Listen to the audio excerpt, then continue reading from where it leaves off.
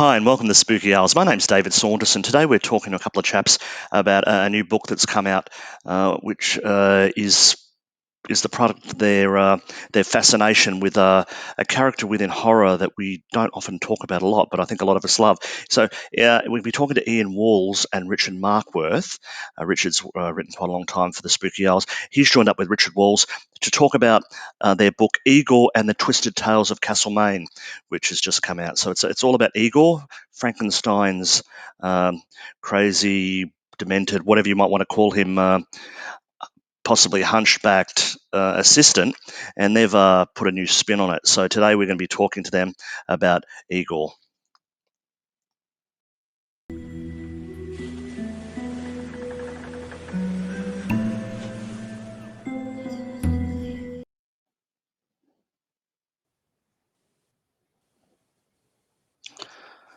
Hello, Ian and Richard. How are you today?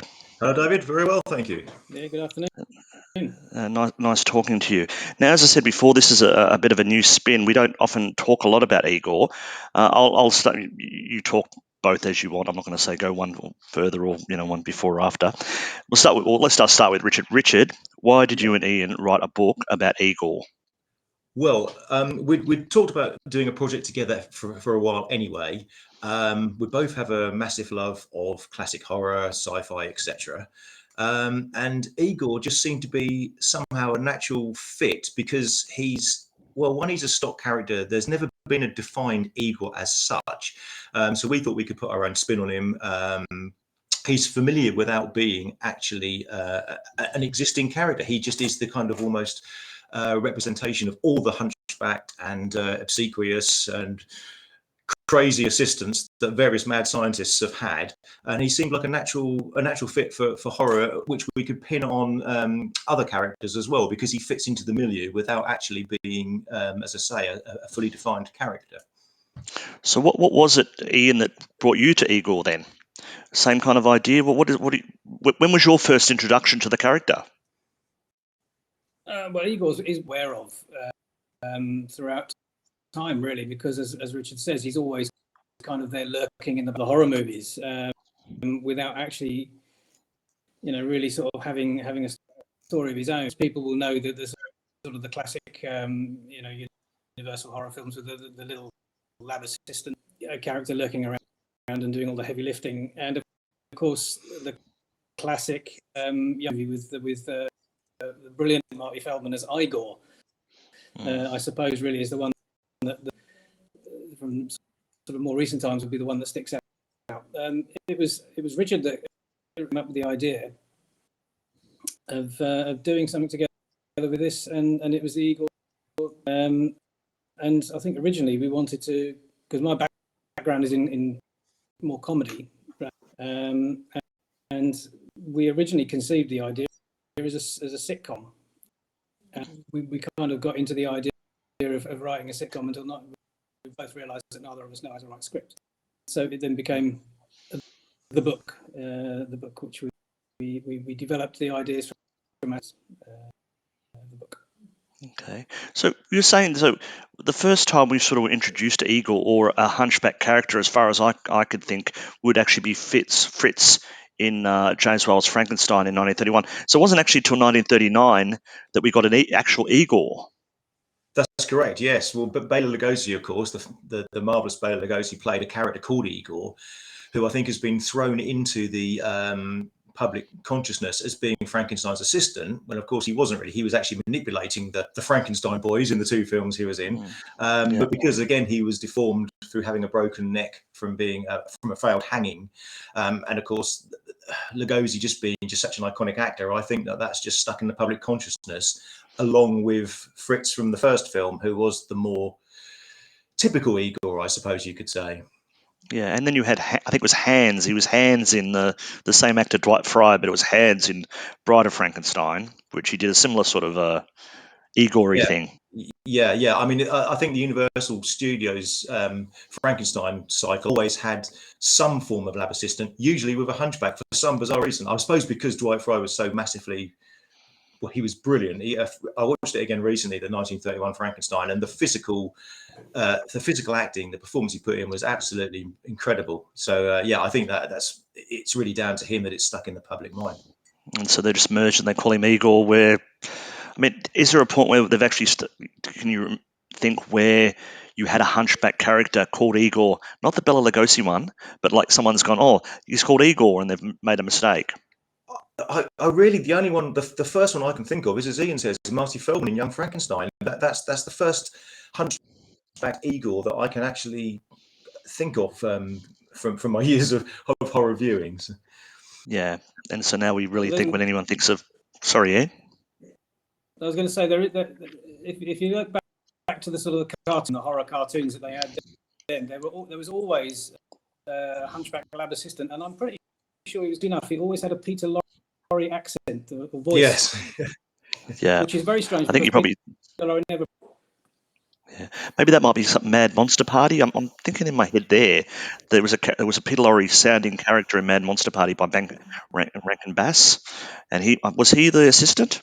Do you know? I think so. I haven't seen that for about probably 35 years. Mad Monster Party. But I really want to see that again because I love it. I love all the puppetry and everything and that. But yeah, that does sound very familiar. But I couldn't swear to it. Yeah. So there's. But what you said, Ian, before, Igor was one of your favourites. Obviously, he's one of everyone's favourites. Are there any other hunchbacky or assistants that stick to your mind other than the ones we've mentioned? For me, as I say, it's just one of those characters that's always kind of there in the background of the consciousness of the genre. I can't really put my finger on any specific beyond the ones of specific. Characters. I mean, there have been more recent, quite recently, wasn't there? Daniel Radcliffe was Igor. Yes, yeah. And Victor Frankenstein. Have you seen that one?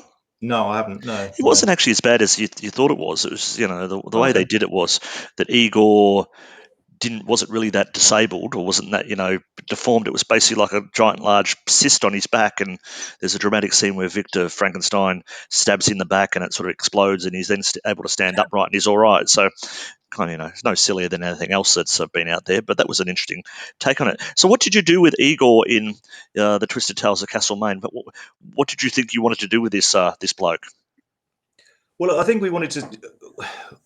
I mean, no one. I mean, why would anyone be Igor? I mean, we had to come up with a kind of backstory as to how he became Frankenstein's assistant. So we kind of invented Lickspittle College, where basically assistants to mad scientists get their qualifications. And Igor, basically, his sort of deformed, obsequious act is just that, an act. This is all part of his qualifications to get the role. And eventually, of course, he rebels because he just has enough of being generally kicked around and mistreated. And then we find out the real man beneath, and he discovers himself as he goes along as well, and meets different characters, particularly Esmeralda, the landlord's daughter at the Cadaver's Arms Inn, and that all helps him grow as a person as much as a psychopath can grow as a person. Okay. And is this the first time you've done something like this? I mean, Ian, you say that you do a lot of comedy writing, and I know Richard does a lot of writing, sort of, reviewing and things like that in horror. What did you learn out of this process? A huge amount, really. I mean, the discipline required to actually write a novel is to anything I've done before, which was, more, short satirical pieces. It was great having someone else to sound off as well. Richard compare ideas and come up with ideas jointly, and then to sort of put that down into a long form story. It was a huge learning process.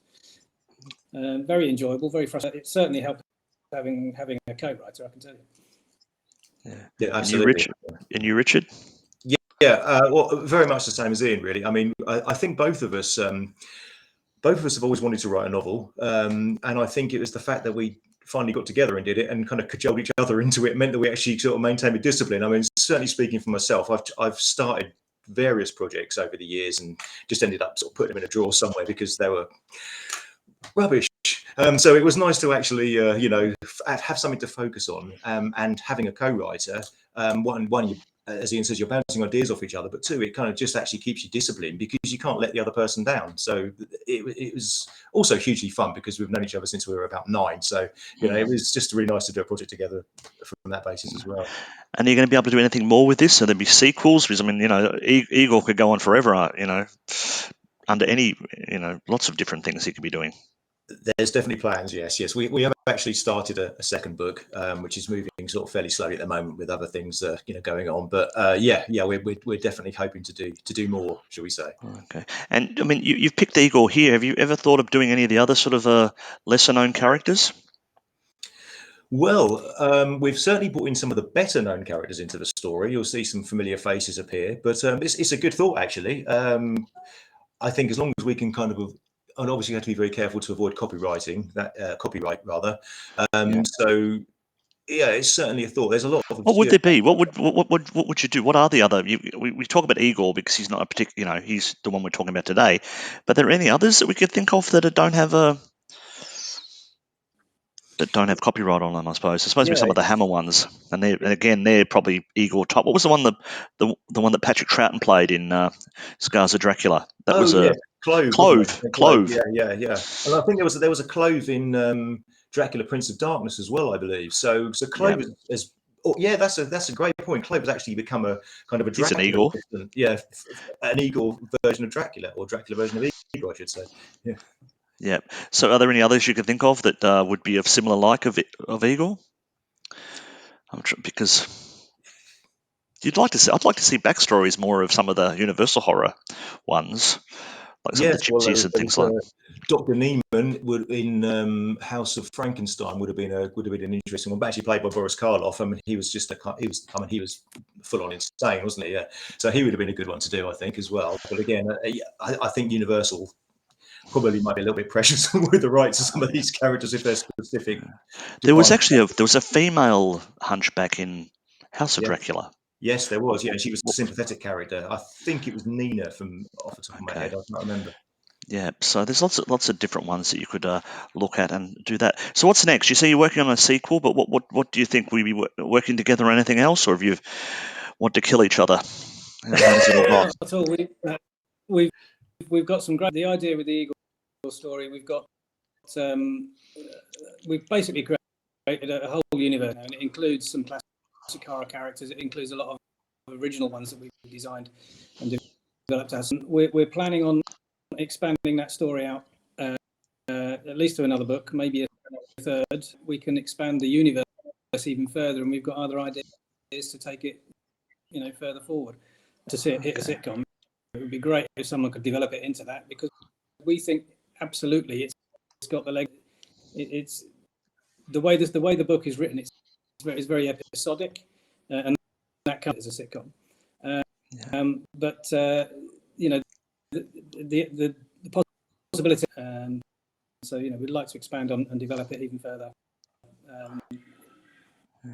It sounds like lots of fun. I mean, and you're right, because I mean, there's always further adventures of people that could be doing certain crazy things. When it comes to the supernatural and monsters and stuff like that, there's nothing stopping you doing anything. The sky's the limit.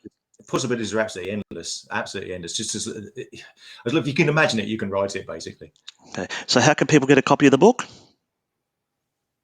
Well, you can order it directly from the Troubadour website or from Amazon, and I believe you can order it from through any bookshop at all. We'll order it actually in store. Yeah, high street bookshop. Yep. Well, we'll put a link to Troubadour and to Amazon in this on the site, so people could see it and be able to get and contact you if they need to. So anyway, thanks guys. It sounds great. Great Halloween gift for people, because nothing better than a bit of Frankenstein and Igor for Halloween. And we'll be talking to you later. So thanks very much. That's lovely. Thanks, David. Thank you.